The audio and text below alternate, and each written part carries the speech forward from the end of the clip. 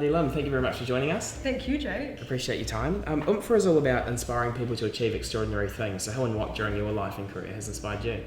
Who has inspired me? I have a few idols. Well, it all started when I was 12 years old, and Jamie Oliver was on his first TV show, The Naked Chef.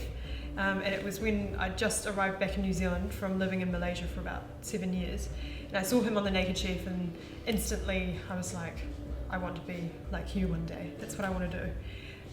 Because I'd always been good at things at school. I always did well at school, but I was never the very best at anything until it came to food. I found from quite a young age that I could cook very well, and that was the best way I could make people happy and really excel. And so when I saw him, I thought, I want to be like you. And then I came up with this brilliant idea, well, I thought it was a great idea, that one day I'd have a cooking show and write a cookbook called Food in the Nude, with a bit of a spin-off to The Naked Chef. But then, right throughout high school, I took food tech, and it was just always my dream to be in the food industry.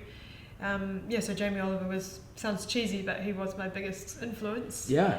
But also more recently, a journalist and author called Michael Pollan. Okay. I really look up to him, and I really value and admire his ethos around food. He's written a couple of amazing books, some of my favourite books. Yeah. And what I guess about food attracted you? Was it the creative side of things? Or? Definitely, yeah. Like I said, I've always been a really good all-rounder, but never the very best at anything until I stumbled across cooking at school, and then just somehow managed to come top in the class like every time without even trying, and it was just really exciting to me. It was a great way of trying to show your creativity, and it makes people really happy. You think about when you feed people at the table, everyone's eyes light up, and everyone thinks you're awesome if you feed them great food. So. And Nadia, you have a Bachelor of Science in Human Nutrition and a postgraduate diploma in dietetics from the University of Otago. So do you believe that your food would be what it is today without that training? Potentially not. Yeah, so there I learned 5 years of nutrition and dietetics, and it's all about how you learn all about the different nutrients and how they play a role in your body, and how nutrients in your food affect your health. So I have a very good core understanding of the science of nutrition. That is very different to real life and practice, I guess. So I think I've taken my strength, I guess, and the way I differentiate myself from other chefs is I've got that very strong science background, so I can combine the art of cooking with the strong science of nutrition. And health is, in terms of food, health is something you put a lot of focus into. Absolutely. Yeah. Okay, brilliant. And do you think it's important for chefs to have some training at that younger age? Do you think it's important to go through some form of after school, some form of training? Is that quite important? Well, if you want to work as a chef, then definitely. I've worked in commercial kitchens all throughout high school, and in my university years as a waitress and doing some work out the back. Worked in test kitchens as well, and I guess you just have to. It's like the same with anything. You have to be exposed to it to see if you actually want to be involved in it, I guess, and see if you're actually good at it, and if it's what inspires you and what you really want to do. Yeah, and you moved to Kuala Lumpur when you were 16, back to New Zealand at 12. So did that travel influence your cooking as well? Definitely. Malaysia is like a big melting pot of all these different cultures. So you have Chinese, Indian, Malay, even Portuguese, Thai, and then European influence too. So I was exposed to a very wide variety of different foods. And that has definitely influenced my style of cooking. I've got a very broad kind of Asian food palette. And that's one of the recurring things I think we've noticed with different chefs, as I've said. Travel is a really important part of it. So you'd recommend that for people? Oh, absolutely. I think travel teaches you so much, not just in food, but ways to get along with people from all different types of backgrounds, and to appreciate what you have back here in New Zealand, and different working styles and different systems and ideas, and travel is awesome. Yeah, and just going back to the health side of things, as you say, you are really passionate about health. Do you think New Zealanders are eating healthy enough in general?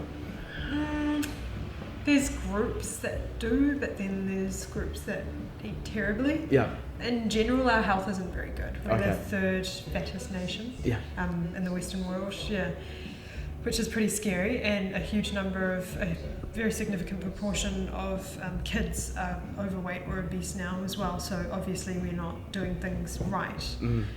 Yeah, and I think it's just this whole influx of processed foods, and that's been driven by a number of factors, including people becoming time poor, the cost of food going up as well, and people are turning to processed foods basically. And do you think that's partly because people are really busy and they just don't have time and they're sort of just buying on the go? It's just, it's human nature. People want the easiest thing, they want to take the easiest route possible, and if something comes straight out of a packet, or you don't even have to get out of a car to get it, then people are, by human nature, often going to do that. Yeah. And can you tell us a bit about My Food Bag and how it's helping people with, I guess, the painful problem of not enough time but still wanting to have a healthy and delicious meal? Yeah, so the idea, My Food Bag, in a nutshell, we deliver recipe cards and all the ingredients to cook those recipes with to your door. And it's a subscription model, so people get it every week, and it takes the thought process of what do I cook for dinner, what should I cook for dinner tonight. We answer that question for you because we come up with all of that. You don't have to go shopping and fight the queues in the supermarkets. You don't have to worry about what you're feeding your family is healthy or not, because we do the nutrition analysis of all the recipes and make sure that it meets all these nutrition guidelines. It's all free range produce, so all of our meat, eggs, bacon, sausages, everything is free range, right down to our aioli, which has got free range egg yolks in it as well. So the idea actually has been done in Sweden quite extensively, and over there 25% of the population is on some kind of food bag. And my business partner, Cecilia Robinson, she's Swedish, and she saw it over there and thought, wow, what a great idea. I'd love to bring it to New Zealand. So she teamed up with Teresa Gatting, who's ex-CEO of Telecom, and together they approached me because I had the food experience part. They had the business now, and I've got the food experience. And together we kind of developed the business, I guess, and what its brand values and everything was about. And we launched in March last year, so March 2013. And we started in Auckland, but we've since grown. We deliver all over Auckland, north of Auckland, Wellington, Hamilton, Tauranga, and now Sydney. We've started up in Sydney as well. And what's your vision for the company to become?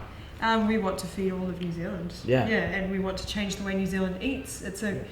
It's really changing the way that people eat. We get emails, like so many emails every single day from people saying how much it's helped their eating. Their kids are now more involved with cooking the food, and that's a great thing to me. One of my aims has always been to get children interested and involved with their food, because you think about if a child learns how to cook meals when they're younger, and when they grow up and they know how to cook from scratch, they won't have to rely on processed foods and takeaways, and their health will be much better. And you think if everyone in New Zealand could do that, what effect that would have on the economy, we wouldn't be spending so much on health problems. So it can have a huge effect. And people are eating more vegetables through My Food Bag. They're being exposed to a wider variety of foods. We're supporting free range meat and produce, which is a great thing, because of course demand is going to drive supply. So we're actually changing the way that New Zealand farms, because we've put such a big demand on using free range produce, that now farmers are even having to go think, I've got to maybe convert more to free range. Awesome. And what are some of the key learnings from you winning Masterchef in 2011 that you've integrated into your food career today? Big learnings? Well, I had a lot of advice straight after Masterchef to make hay while the sun shines. That's what a lot of people said. They said, this fame isn't going to last, so you should just take whatever you can get now and run with it. And I actually went the other way, because, like I said, it's been my dream since I was 12. So for me, it was always going to be a long-term thing. It was never going to... Masterchef didn't ever change my dreams. I've always had the same dream. What Masterchef did was basically leapfrog me a few years ahead, but I was going in the same direction anyway.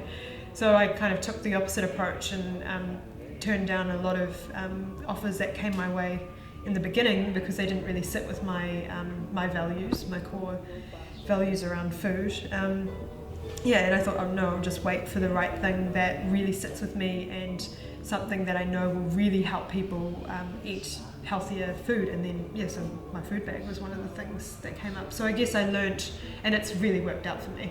I mean, I'm in a great position now. I have got plenty of work. People really trust what I put out there because I've stuck true to my values. So I guess what I learnt was stay true to yourself. Yeah. Fantastic. And you've written 2 best-selling cookbooks, the Good Food cookbook as well as Nadia's Kitchen. You're currently, a third's about to come out pretty soon. Yeah, I've just finished it. Awesome. Okay. As well as some TV shows such as New Zealand with Nadia Lim, which is going to 14 Asian countries and about 130 million people. Yes. So is this stuff, is books and TV shows and so on, more about your passion for getting your recipes and ideas out there, or is it more about by you having a bigger name in the food industry, when you start companies such as My Food Bag, people have more trust in it? Or is it a combination? I think, I always wanted to write cookbooks and maybe do a few food cooking shows, but things I guess have kind of changed. Like now it's not about doing that, it's more my goal is that I want to change the way people eat, to get them to eat healthier, and invest more in cooking and their health, learn where their food comes from, appreciate it, support the growers and appreciate how much time and effort it takes to grow really good food and everything. And so whatever I do has to contribute to that end goal, and it can be anything. It's books, it's TV, it can be so many other things, the businesses that you're involved in, the brands that you're associated with, what kind of charity work you do, so everything has to plug into that. But I've found that books and TV are I guess, more of a brand statement. It gives you credibility in the industry. It tells people what you're about, what you stand for. Basically. Awesome. And when you look over your career from Masterchef to your books, to your TV, and to My Food Bag now, what are you most proud of today? I don't know, because I feel it's a strange thing. I know, like, my parents are very proud of me, I guess, but I don't know if I'd say that I'm proud of myself yet. I know that I've done a lot, and I'm only 28, but I feel like I've got so much more to go that I don't want to say I'm proud of what I've done yet, because I don't want to give up, because I feel like I've only done this much of this much. So just on that note, what is your dream still to come? Oh, well, say for example with my food bag, we've got thousands and thousands of people eating my food bag meals every night, and their health being better off for it. But that would be amazing if it could be all of New Zealand and across the Tasman as well, so all of Australia, and further abroad. Absolutely. So I've just got a few quick fire questions to finish now. What does it take to be a chef? To start off with, I guess you need good taste buds, and unfortunately not everyone has really good taste buds, but you need that natural talent to begin with. And then secondly, I'd say it's really important to have like a good grounded understanding and respect for food and nature. I think the best chefs often have a really good understanding of nature and where their food comes from as well. Awesome. And looking over your career today, Nadia, what would you say are the sort of top 3 bits of advice you would have for young people out there, or people in general wanting to get into the food industry? Go get some experience and see if it's actually what you want to do. But also know that there's lots of other jobs other than being in a restaurant kitchen. There's many other ways that you can work as a chef. You can work on super yachts, you can work as a consulting chef. There's, you could work as a chef behind the scenes, behind TV shows or cookbooks or anything like that. Other advice, I'd say travel. Definitely go traveling, because that's where you get a lot of your inspiration from. And to any good chef, it's they've practiced a lot. Practice. Okay, and are there any mistakes that you see lots of young chefs making today that you observe and wonder? I think often when chefs start out and when they're making dishes, and I find this, I'm a judge in the New Zealand series of My Kitchen Rules. Awesome. So we're judging a lot, we're taste testing a lot of food, and it's Yep. these amateur chefs that are cooking it for us. And one common thing I generally see is people often who are new to the game often try to add lots of ingredients to improve something, but often with food, the simpler the better. Okay. If you can stand back from the plate and think, what can I take off the plate without compromising the end result, that's the true mark of a really good chef, someone who can do that. And do you still love what you do today? Is it still the passion that drives you? Oh, I'm meant to be in this industry, Yeah. and I've known that since I was like this old. So. Yeah. So just before we finish, Nadia, what would the 16-year-old girl you were think of who you've become today? When I was 16, I think she'd be pretty happy. Yeah. I think she'd be quite. I think she'd look up to me actually. Yeah. Because that's what I wanted to do. Yeah. And I've managed to achieve what my dream was, and actually go beyond what my dream was. When I was at high school, so that's quite incredible now that I think back to it. But the goalposts always move. So now I'm like, I need to be there, and I feel like I've still got much further to go. But compared to when I was at high school, I've done everything and more that I wanted to do. Yeah, and it's absolutely pretty awesome. So to finish, can you please look down this camera here and tell us what are your wise words for the people of New Zealand? My wise words would be, think of how you can, instead of trying to think of how you can be successful and earn money and all of that, instead think of how you can help people. Because by finding solutions that actually help people, success becomes a byproduct of that, I guess. Yeah. Great. Nadia Lim, thank you very much for your time. Cool, thank you, Cheers. Jake.